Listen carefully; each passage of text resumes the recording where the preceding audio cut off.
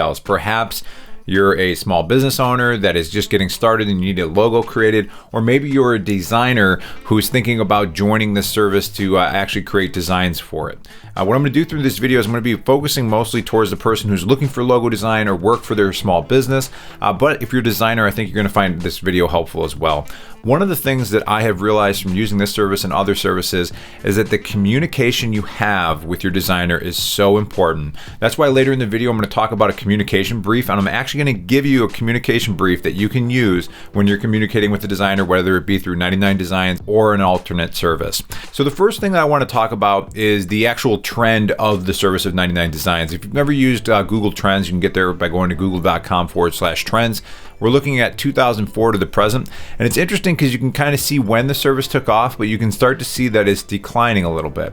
Now, my belief on that and why it's declining is because of services like Fiverr and then also Upwork. So you can see that around 2009 that these two services were pretty similar, and Fiverr has just steadily taken off, where 99Designs has kind of started to falter a little bit. And now what the trends is showing you is just relative search data, right? So people are searching for Fiverr way more than they are for 99Designs. You can do the same thing too if you're familiar with Upwork, which is an outsourcing service. You can see that they got started because I think they actually transitioned their name from Odesk, is why this is showing 2015. But they're also kind of getting moving along as well. But really, it seems like Fiverr has taken control of a lot of that outsourcing, freelancing type marketplace.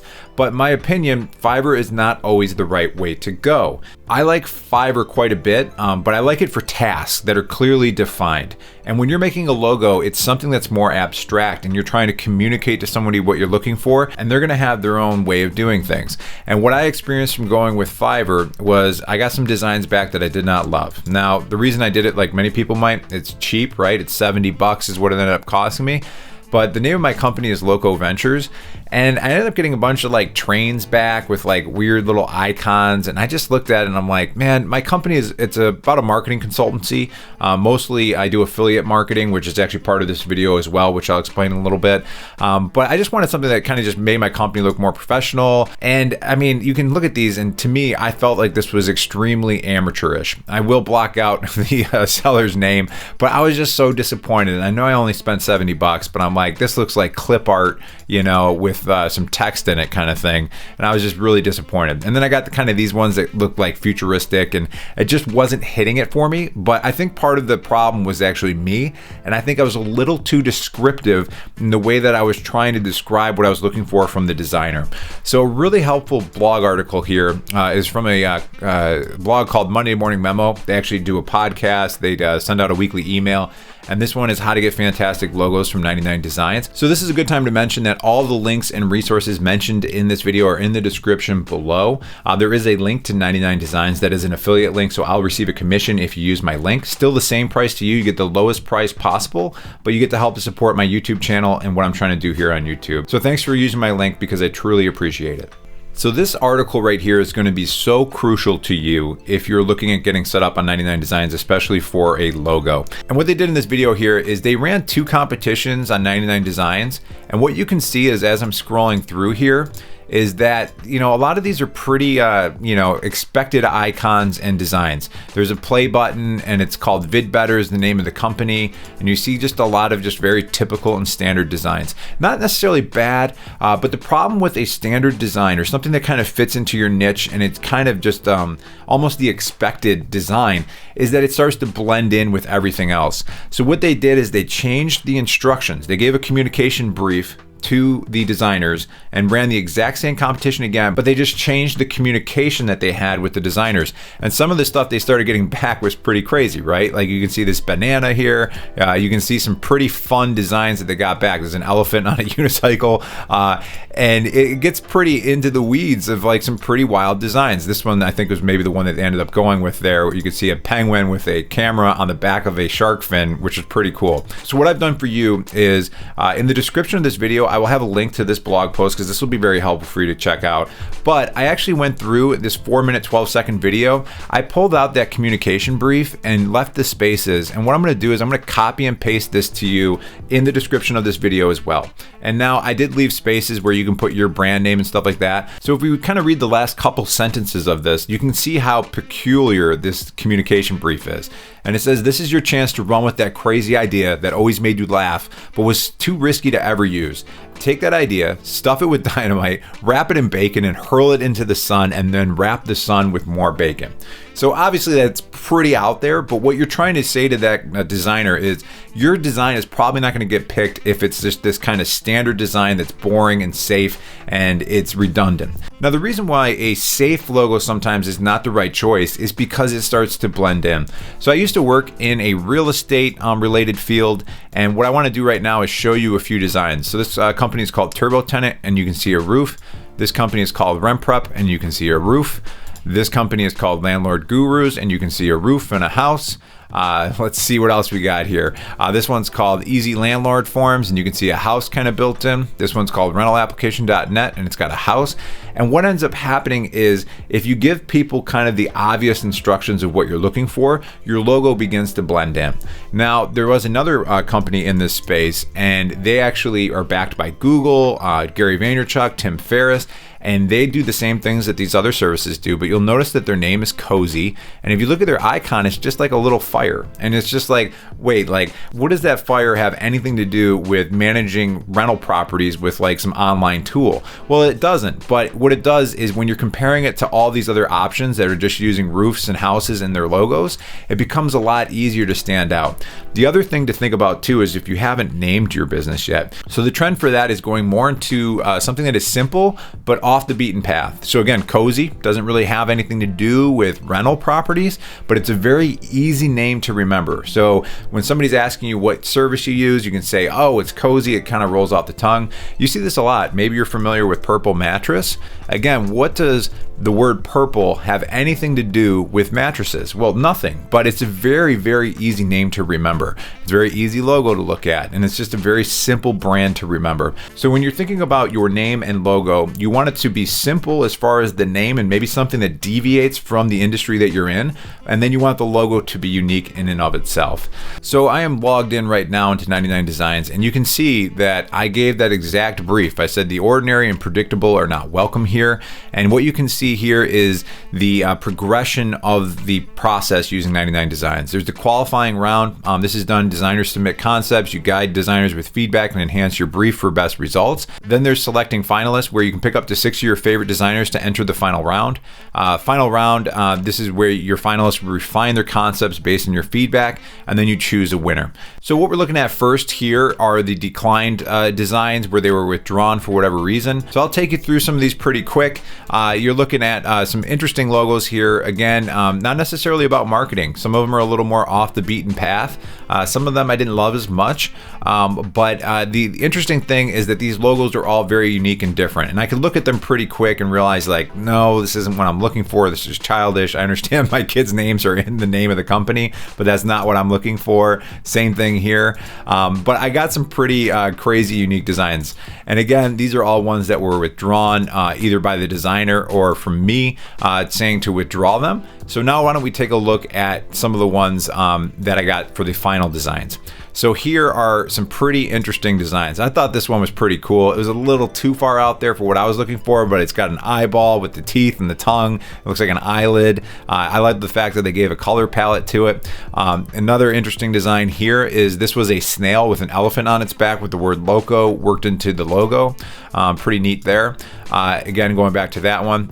This one, I didn't love it, but I had a friend who loved it, so I gave it into the final round. But again, it's pretty unique. It's more of an iconic character, something that somebody's going to say, wow, what's that? You know, it depends on what your brand personality is, and it's a good idea to go through that and try to just give an idea of what it is that you want to communicate with your brand. Not necessarily saying how you want this thing designed, but this is how I want people to feel when they actually look at this brand. And I almost went with this one. I really liked it, the snail with the elephant on the back. But like I said, I ended up going with this design right here. So this was the final logo that I ended up going with. And I didn't tell the person to draw a panda. I made no mention of pandas or briefcases or anything like that. But when I looked at it, it just felt right. And the reason for that is my brand personality is fun and business, right? And I want these two things to be closely tied. Some of them got a little too fun. They're a little too creative and out there. But to me, a panda is something that, it's cute, cuddly, and it's fun, but at the same time, it's really serious and you're not to be messed with. So that's kind of the brand personality I want to go with. Is I have fun consulting with my clients, but at the same time, we get down to business, we get things done, and we get results for the clients as well. So the fun thing about this is he presented it in a few different ways, and then also gave me some variants of this logo that I can use in different ways as well. The reason that's important when you're thinking about the design of your logo is sometimes this may be at the top of a letterhead. It could be on a business card, or it might be on even a t-shirt. So that's something to think too, is you can actually use tools like this. It's called printful.com. There's a lot of these online like print on demand type logos, but this is a variation of the logo I received as well. And it's kind of cool because I can see how it looks on this hoodie, but they also have business cards and all sorts of things that you can do on this site. So you can kind of get an idea of how your logo plays into different things. So again, this one's just a little slight variation on it, but I kind of like this for an invoice right here. And it kind of looks like the panda's like hiding in that briefcase that you see in the other logos and the previous designs here. And I just like the way it feels. It's playful. It's very in line with who I am and what I'm trying to do as a business. So I just had to go with that panda. Even though there were some other great options, I thought this one was pretty funny too. But I just really liked the way that this panda vibed with what I'm trying to do, especially this one on the move right here. So why don't we run through this really quick just so you can see some of the steps here. If you start to write logo, it's just going to pop open logo designs. And one of the interesting things, you might have noticed this, it says by Vistaprint. 99Designs was purchased by Vistaprint in October of 2020. But if we click on how it works, it's really going to walk you through. Basically, you describe your perfect logo, you get dozens of custom logo design ideas, and you pick a winning logo design. So I chose this package, which was the $2.99 package here as far as getting a logo. And then what it's going to do is it's going to walk you through, it's going to ask you a bunch of questions that are going to help you refine what it is you're trying to do. So in my particular case, it's business consulting. What name do you want in the logo? Local ventures.